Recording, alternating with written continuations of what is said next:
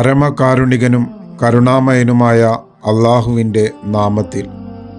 അള്ളാഹുവിൻ്റെ ഏറ്റവും മഹത്വമേറിയതും ആശ്വാസ്യദായകവുമായ നാമങ്ങളിൽ ഒന്നാണ് അൽ ജബ്ബാർ.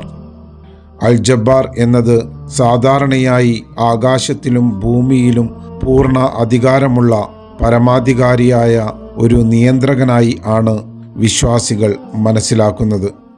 സൃഷ്ടിയിലെ ഓരോ മാറ്റവും ഉയർച്ചയും താഴ്ചയും മനുഷ്യജീവിതത്തിലെ ഓരോ വഴിത്തിരിവും എല്ലാം അവൻ്റെ സമ്പൂർണ്ണ ആജ്ഞയിലും ജ്ഞാനത്തിലുമാണ് നടക്കുന്നത്.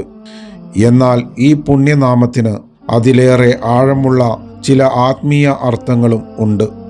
തകർന്നതിനെ പുനഃസ്ഥാപിക്കുന്നവനും തിരുത്തുന്നവനും സുഖപ്പെടുത്തുന്നവനും എന്നുമൊക്കെ അൽ ജബ്ബാറിനെ വിശേഷിപ്പിക്കുന്നു.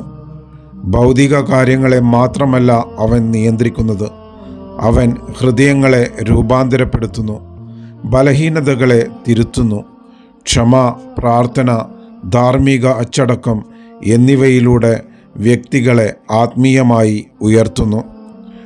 വിശ്വാസികൾ പരീക്ഷണങ്ങളും പരാജയങ്ങളും എതിർപ്പുകളും നേരിടുമ്പോൾ അൽ ജബ്ബാർ അവരെ ഉപേക്ഷിക്കുന്നില്ല.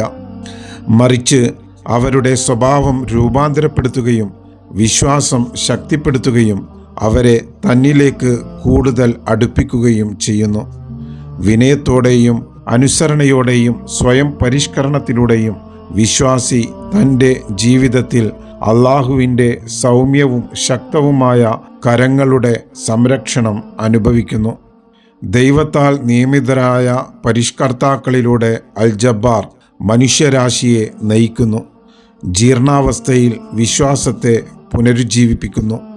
ബലപ്രയോഗമില്ലാതെ സത്യം, ജ്ഞാനം, സ്നേഹം എന്നിവയിലൂടെ ആത്മീയ ക്രമം സ്ഥാപിക്കുന്നു.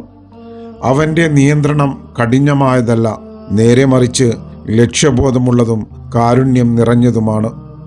ഓരോ തവണയും നാം നമസ്കാരത്തിൽ നിന്ന് അല്ലാഹു അക്ബർ എന്ന് പ്രഖ്യാപിക്കുമ്പോൾ നമ്മുടെ അഹങ്കാരവും ഭയവും പോരായ്മകളും അൽ ജബ്ബാറിന് സമർപ്പിക്കുന്നു. അള്ളാഹുവിൻ്റെ മികച്ച ദാസന്മാരായും മാനവികതയ്ക്ക് മികച്ച സംഭാവന നൽകുന്നവരായും അവൻ നമ്മെ പരിഷ്കരിക്കുമെന്ന് നാം വിശ്വസിക്കുന്നു. അതുകൊണ്ട് നമുക്ക് ആത്മാർത്ഥമായി പ്രാർത്ഥിക്കാം. യാ ജബ്ബാർ, ഞങ്ങളുടെ ഹൃദയങ്ങളെ പരിഷ്കരിക്കണമേ, ഞങ്ങളുടെ വിശ്വാസത്തെ ശക്തിപ്പെടുത്തണമേ, നീതിയും വിനയവും കൊണ്ട് മനുഷ്യരാശിയെ സേവിക്കാൻ ഞങ്ങളെ പ്രാപ്തരാക്കണമേ. അല്ലാഹു അൽ ജബ്ബാർ നമ്മെ തുടർച്ചയായി പരിഷ്കരിക്കുകയും ആത്മീയമായി ഉയർത്തുകയും നേരായ പാതയിൽ നമ്മെ ദൃഢമായി നിലനിർത്തുകയും ചെയ്യട്ടെ. ആമീൻ.